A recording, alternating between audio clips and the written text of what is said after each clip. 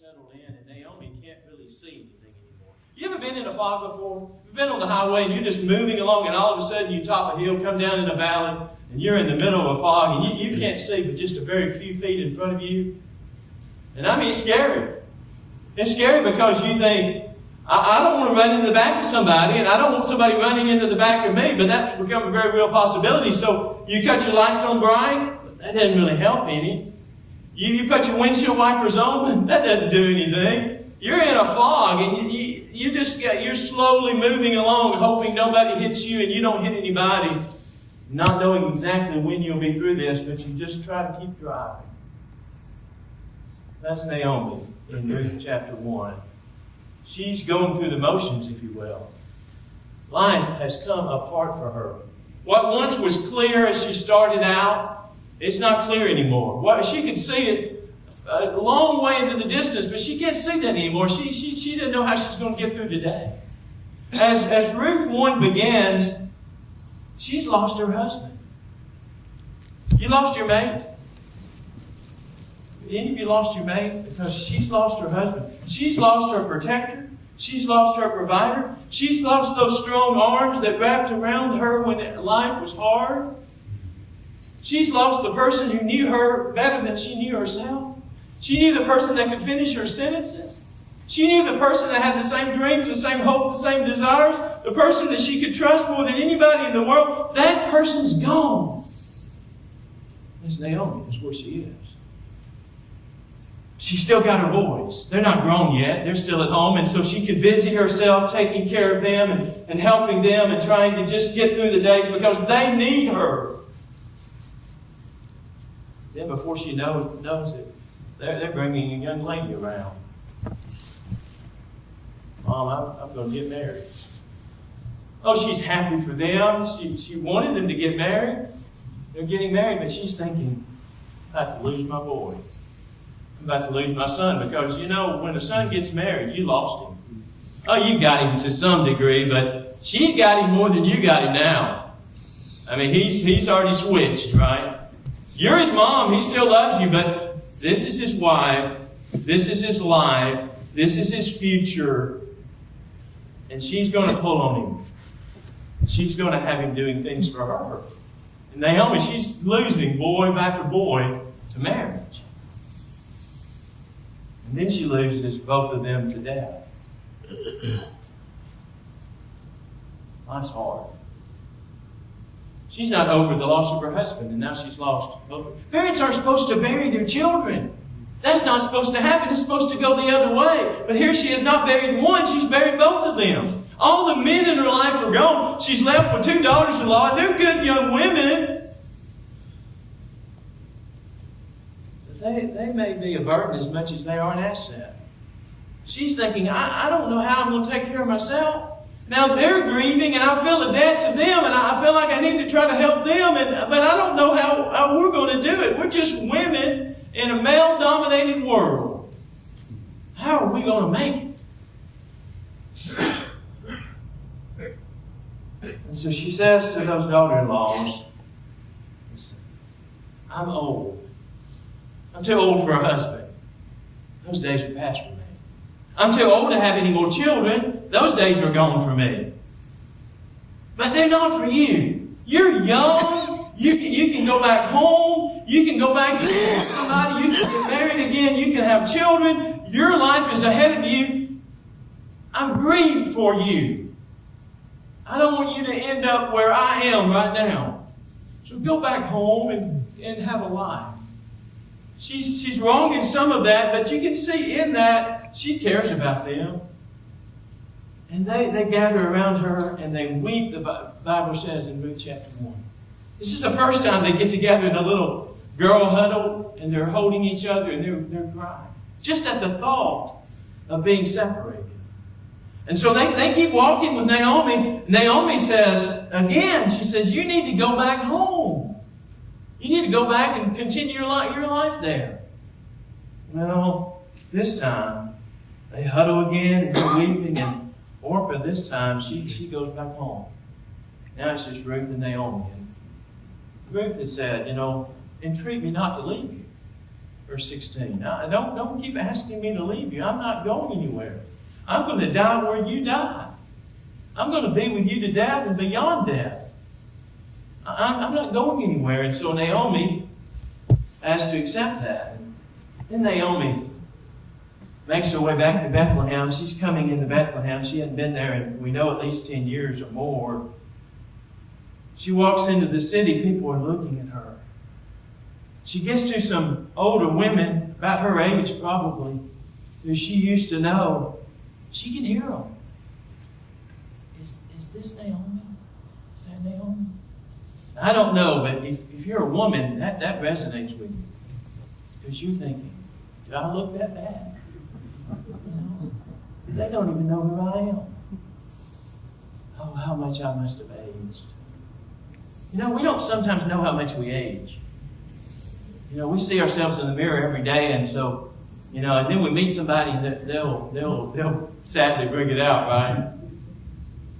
And they'll say things like, "You look, you gained some weight." Thanks. Thanks. Or, you got some gray hair. Well, or you don't have much hair, right? Whatever it is, they bring out the fact that we've changed, and we've kind of gotten accustomed to it day by day, but they hadn't seen us in a while. They haven't seen Naomi in a while, so they say, "Is this Naomi?" And Naomi says, "Just call me Mara. I'm not pleasant anymore. I'm bitter. Life has made me bitter. I went out full, but I'm coming home empty." She's not really coming home empty, but that's how she feels.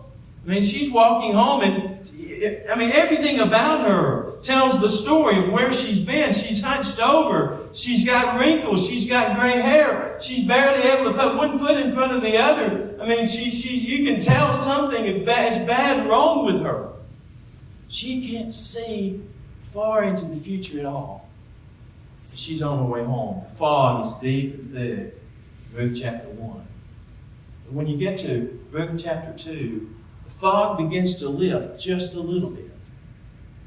Because she's now back in Bethlehem. Now, that may not seem like a big deal, but it's huge.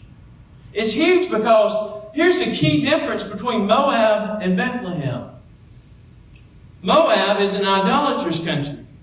Bethlehem is a country where they worship God. And God is a compassionate God. God is a God that loves the widows. He loves the orphans. He loves the strangers. He loves the poor. And He has certain rules in place in His country to care for them. Those rules don't exist in Moab. Moab, they don't save the corners of the fields. In Moab, you can't go in the fields and glean. In Moab, you can't go in there and pick up what they drop. Somebody will get you for it. They don't treat strangers that way. They don't treat the widows and the orphans that way. They're not a Christian country, as we say. They don't have the same principles. Leviticus chapter 19. You may want to turn there with me. I love Leviticus chapter 19. You mention the book of Leviticus and everybody goes, right? Oh, no, not Leviticus. Not Leviticus, right? But that's not true of chapter 19. Chapter 19, of every chapter in the book of Leviticus, oh wow, this is a chapter about practical holiness. It's a chapter about being holy as I am holy. And it just goes through some very central, very common, very simple principles of what it means to be holy. And so we're going to look at this chapter, and one of the things that it means to be holy is the way you treat other people. That's a huge part of Leviticus chapter 19. And I want you to look at verses 9 and 10. When you reap the harvest of your land, you shall not wholly reap the corners of your field, nor shall you gather the gleanings of your harvest. And you shall not glean your vineyard, nor shall you gather every grape of your vineyard. You shall leave them for the poor and the stranger. I am the Lord your God. So there's a key difference between Bethlehem and Moab. Bethlehem, there's still some grapes on the vine. Bethlehem, there's still some grain in the field. In Bethlehem, they save the corners of the field, and people are welcome to come and gather that. Now go deeper into Leviticus chapter 19. And I want you to know some other things about this. Look at verse 18. You shall not take vengeance, nor bear any grudge against the children of your people, but you shall love your neighbor as yourself. I am the Lord. You're being holy like I am. You're treating people the way the Lord treats them. You love your neighbor as you love yourself. And essentially you love your neighbor as the Lord loves you. But then we go deeper into this. I want you to look at verse 33. And if a stranger dwells with you in your land, you shall not mistreat him. The stranger who dwells among you shall be to you as one born among you, and you shall love him as yourself. For you were strangers in the land of Egypt. I am the Lord your God. You treat a stranger the way that you would want to be treated as a stranger. You know what Ruth is going to say to Boaz in chapter 2? You treated me like one of your handmaidens. You treated me not as a foreigner. I'm not like one of them. The color of my skin's a little different than them. My dialect is a little bit different than them. I don't look exactly like them. The customs of my country, they're different. But you treated me just like I was one of your own female servants. Why? Because Boaz was holy. Boaz was trying to be holy like God. He was trying to love his neighbor as he loved himself. He was saving the corners of his field. And I have a feeling those corners weren't small, little tiny corners either. You know, I guess you had some discretion as to how big the corner was. And I have a feeling Boaz had some pretty big corners, pretty wide corners. He's taking care of the poor and the strangers. We just see that in him in Ruth chapter 2. They're back in Bethlehem, so the fog is lifted just a little bit. The last verse of chapter 1 tells us they're back here. And they're not just back here, but they're back here at the beginning of the barley harvest. The beginning of this harvest. Well, if they'd come a month earlier, it wouldn't have been ready to harvest. They would have been back in the land and wouldn't have had anything to gather. So the timing is important. They're back when the gathering started. And when the gathering starts, you want to be in the field because the longer the harvest goes, the less and less there is in the field. So they're in the field at the right time. They're back in Bethlehem at the right time. And that's extremely important. And not only that, you know, we get to chapter 2, and we're in chapter 2, and we read in chapter 2 in verse 3 that Ruth is going to ask to go and glean in the fields. The fog is lifting a little bit because Naomi is old. Too old to have a husband, too old to have children, and evidently too old to go out and glean because she's not going to go out with Ruth. And so Ruth is going to go out and do the gleaning for both of them. But when Ruth goes out to glean, you know, Ruth's at a disadvantage. She really is. She's a Moabite. She's never done this before. This is the first time in her life she may have gone out in the fields and gathered before, but she didn't know this custom. These are not her people. She's learning this. She's going to have to go out into a field. She didn't know one field from another field. She's going to have to go out and find a field, and she stands out. And you know, they're supposed to reserve the corners of the field for strangers. They're supposed to be holy. They're supposed to treat their strangers as one of them. And that didn't mean they all did. She didn't know what she's going to find. Now that's a lot of apprehension for her. I mean, the weight of the world is she's got to care for herself and Naomi both. There's a lot of pressure. And Naomi's got to be concerned about her because Naomi's thinking, you know what? It's a dangerous world we live in. Chapter 1, verse 1 says it's the time of the judges. You go back to read Leviticus chapter 19 and read what happened to that women in that world. Oh, it's a bad world for women. Especially women that didn't have a man to protect them. Oh, they were preyed upon. And Boaz knows that. I mean, Boaz admits as much in Ruth chapter 2 because I told the young men not to touch you. Why? Because he knows that's what young men do. He knows that's what his world is like. He knows the things they say to the girls. He knows how they reach out and touch the girls. He knows how they make the girls feel uncomfortable. He knows how they take advantage when they can. He knows all those things. And now here's Ruth in that position, and Naomi knows it too. And Ruth's going out, and Ruth's leaving the house probably just before daylight. Because, let's face it, you know, you got to be in the field the first thing. Because the first ones there get to pick the corners first. First ones there get to pick up what's dropped. You got to be the first ones in the field. But if you go out before daylight in a world where it's a dangerous thing to be out in those early morning hours trying to make yourself to a field, you know where the fields are. You don't know the customs. And I was in Virginia Beach one time. And in those days I was running. You can tell I don't do much of that anymore. But I was running in those days. And so I told Jennifer, told my wife, it's probably about 9 or 10 o'clock at night. I said, I'm going to go down and run. So I go down and I start running down the boardwalk. And as I'm running down this boardwalk, I see people in the shadows. Atlantic City, Virginia Beach is kind of a rough place if you've been there. So I'm running through there, and I'm seeing people in the shadows. Well, it's kind of unnerving me a little bit. But I'm running, and I'm thinking about the whole way I'm running, and I'm thinking, I'm not stopping, because if I stop, they'll get me.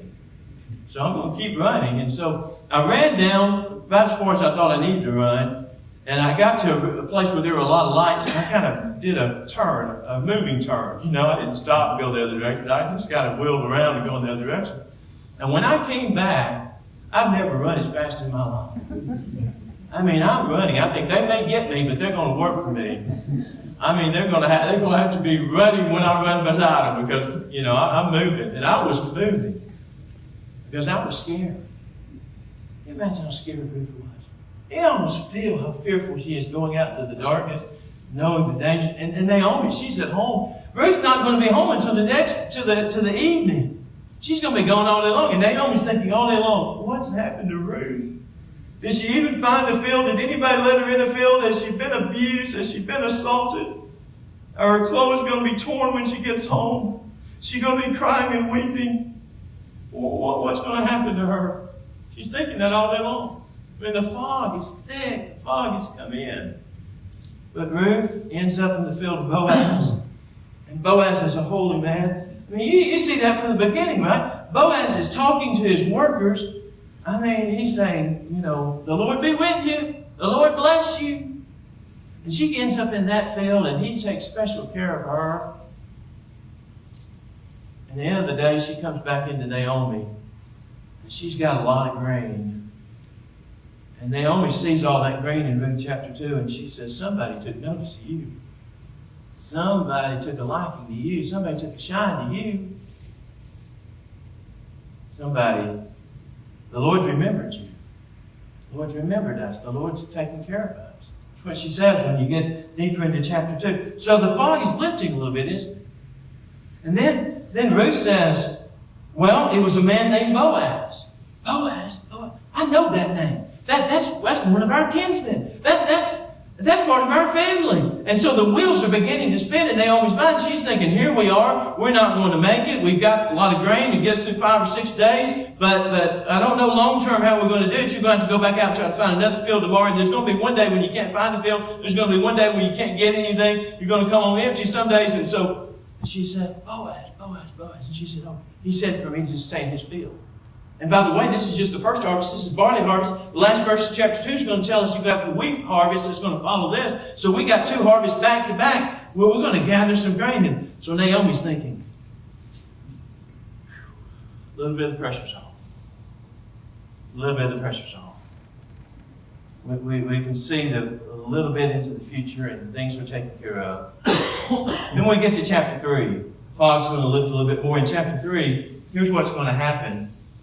Very first verse of chapter 3, Naomi's going to say to Ruth, I want security for you. I don't want you to get to where I am and be in the position that I am, all alone, husband gone, son's gone. I want you to be secure. I want you to have somebody to protect you and provide for you. I'm seeking that for you. So Naomi says, here's what I want you to do. I got a little bit more hope. I want you to wash up.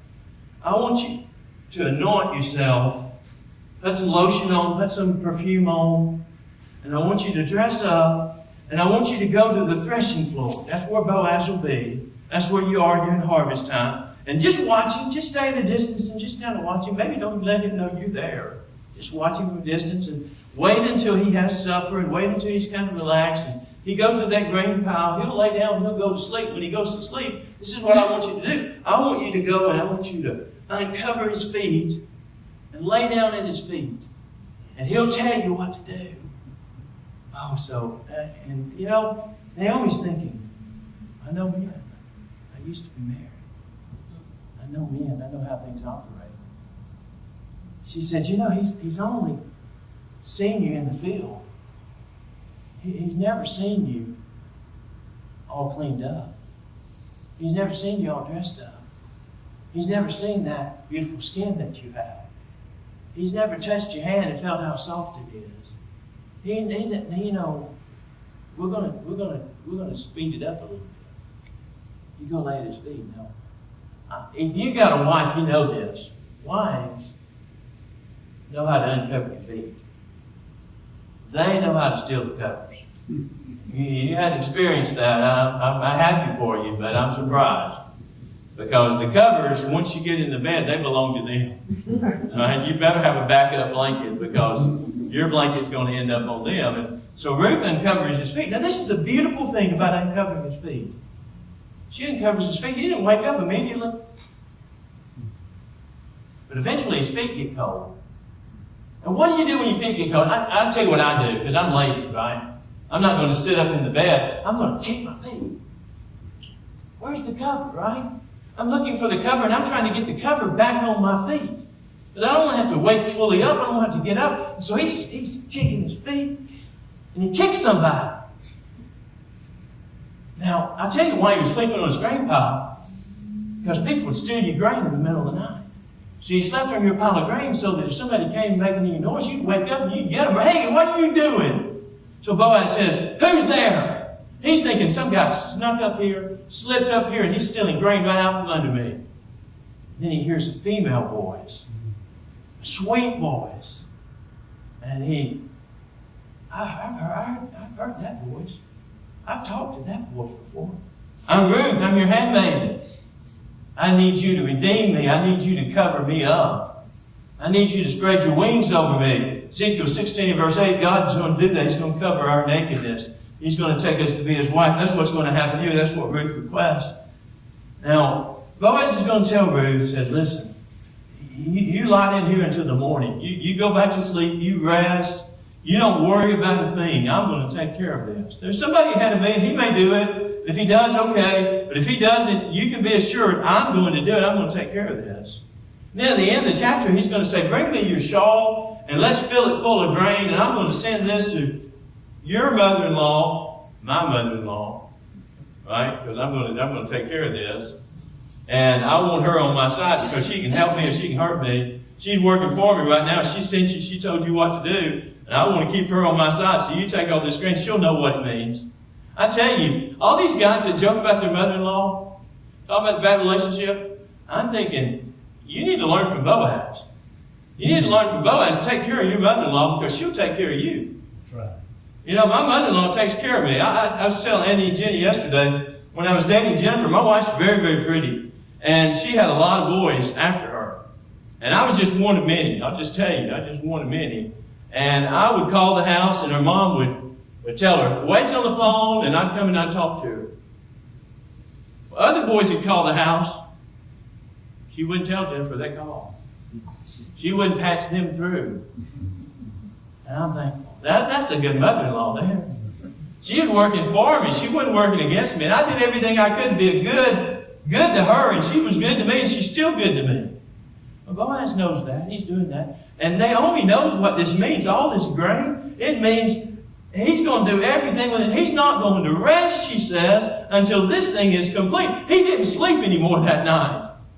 He was wide awake, and he won't sleep again until he gets this thing done. Well, the fog is lifting, right? I mean, she can begin to see into the distance how this is going to work out. Chapter 4. First thing the next morning, Boaz is sitting in the gate. And he's waiting for this guy. Everybody comes through this. This is the main gate. Everybody comes to town every morning. This is what's going to happen. He's sitting in the gate. He already has the witnesses there. He's gathered up 10 men because when this goes down, he wants to be ready for it. And so he's ready for it. So the young man who has the physician in front of him comes to the gate. He says, friend, come over here. I need to talk to you about something. So he talks to this friend about redemption.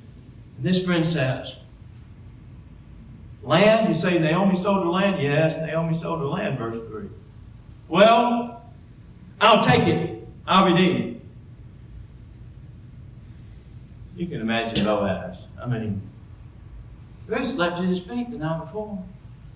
She's all dressed up. She smelled good. She looked good. They made plans. And now this guy going to come in and steal the show. No. You know, he's just... You know Boaz is thinking. Boaz has an ace in his pocket. He said, oh, I mentioned the land, but I probably should mention that there's a young woman that goes with this. And whoever redeems the land, they have to redeem her, and they have to produce an offspring through her. And, that offspring will actually bear the name of her first husband. And, the inheritance, well, it'll go to him. You're paying the price to redeem the land, redeem her, but eventually it's going to be his. It's not going to be yours. The young man says, no, I can't do that. I can't do that. Here's my shoe. I'm giving up my right to tread on this land. It's now your land. If you want it, redeem it. Boaz, he's ready. He redeems it. So Naomi and Ruth are at home.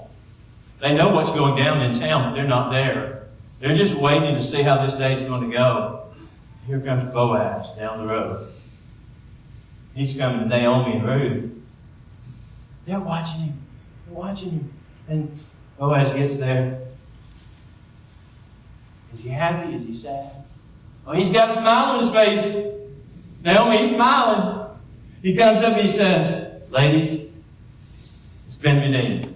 You've been redeemed. Land. Ruth, you're now my wife. They're married.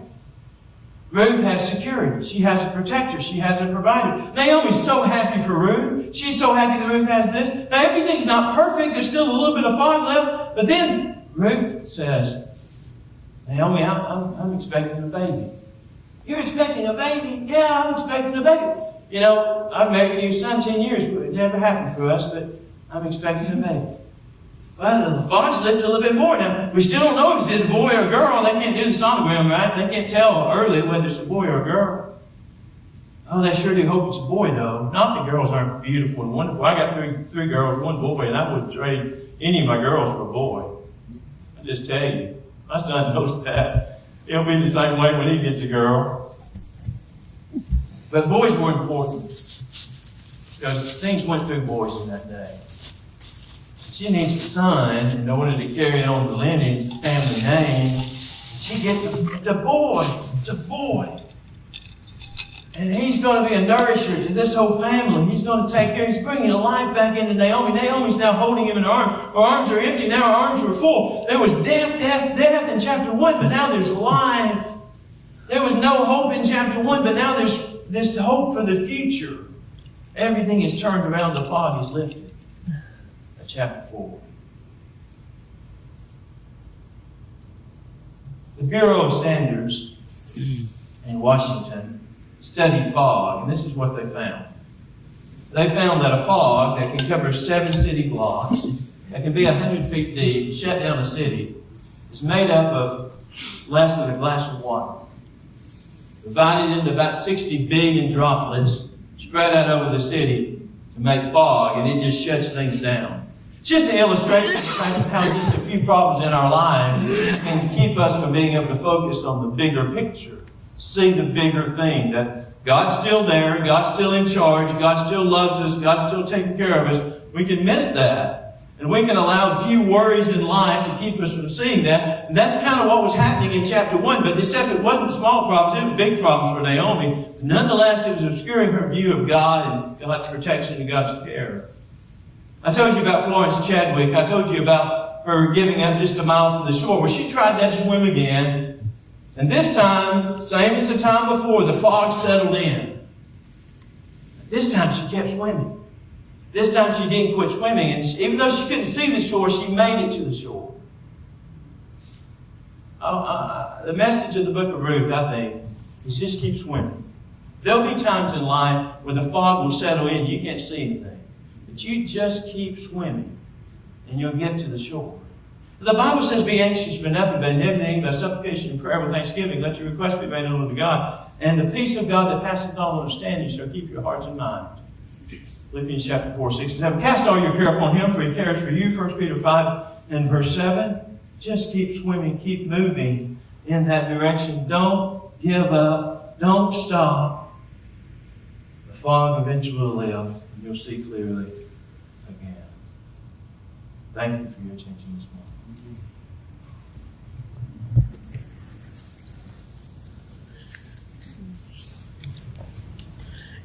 That's good. Thank you. Thank you. Okay.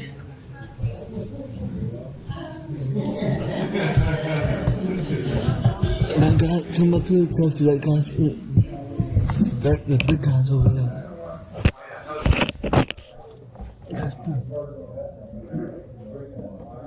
That big guy that they want to make the hold on my life.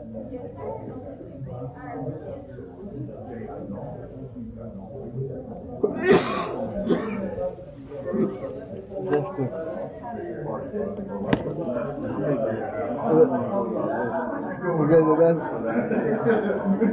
let's do it. The guy think that big guy hold on. Yeah. The big guy, you know what I'm talking about. Yeah. They're getting up now. Well, I can't stop it.